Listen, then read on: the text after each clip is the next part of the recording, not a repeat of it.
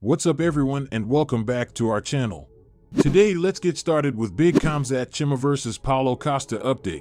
After much speculation, it looks like we finally have a targeted date for a middleweight showdown between Khamzat Chimaev and Paulo Costa. According to Chael Sonnen, who spoke during a recent appearance on the MMA Hour, the UFC is targeting UFC 294 in Abu Dhabi. Icard's son and says will also be headlined by likely champion Islam Makhachev. Ariel Helwani was quick to question whether or not Sonnen had just broken some pretty major news indicating that the UFC has yet to publicly announce anything regarding the fight. As someone pointed out, UFC 294 is quite a ways away, with the UFC International Fight Week pay-per-view card in July being UFC 290. It's likely that UFC 294 takes place in October or November. By that time, Chimaev will have been out of action for over a year.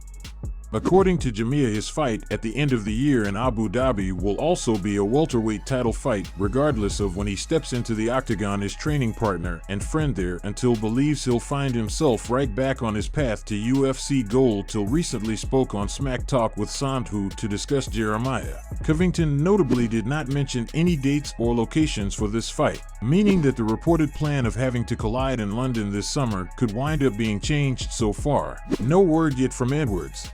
However, the champ was notably disappointed that Jorge Masvidal lost to Gilbert Burns on Saturday and was left questioning who he should give the next crack at the welterweight title to. That, of course, frustrated Belal Muhammad, who has since talked about going up to middleweight if he can't get a crack at the 170-pound title.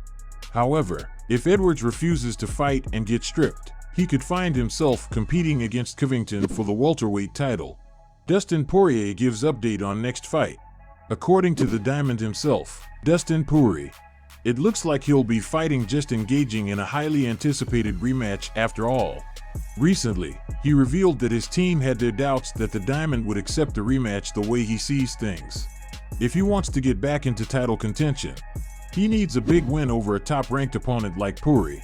Aside from that, the only fight for the highlight seems to be a clash with the loser of UFC 288 Brunel their huge versus Charles Oliveira, lightweight #1 contender, bowed in the wake of his comments.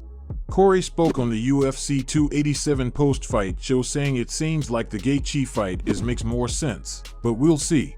I think it could happen this summer. You know, I don't have an answer for you.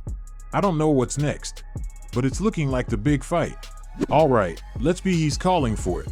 He's people around him. I saw an interview, they said that they don't think I'm gonna take it both. There's some silly gooses, man. Poirier also finds himself in a similar position to Gaethje after 2 failed attempts to capture UFC gold. The pair both find themselves sitting near the top of the division, just the fighter who away from a fight with Islam, aka the current champion. How do you see things playing out? Should the two compete against one another again? Will Poirier be able to get the job done again? Or will Gaethje prove that he's evolved since the last time the two fought? Drop your predictions in the comment section below.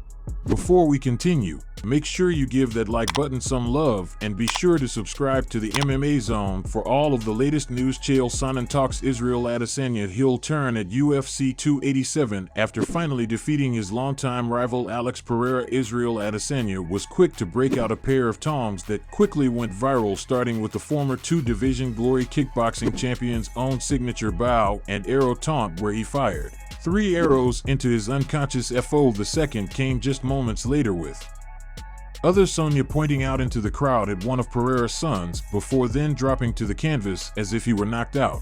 While the champ acknowledged that the move was petty, he didn't regret doing it.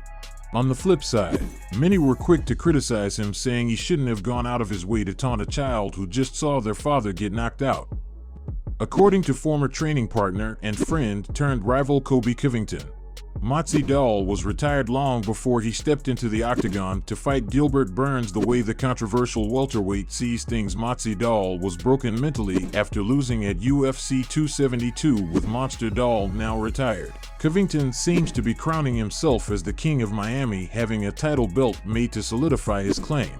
Do you think we'll ever see Miles Riddle back in the octagon?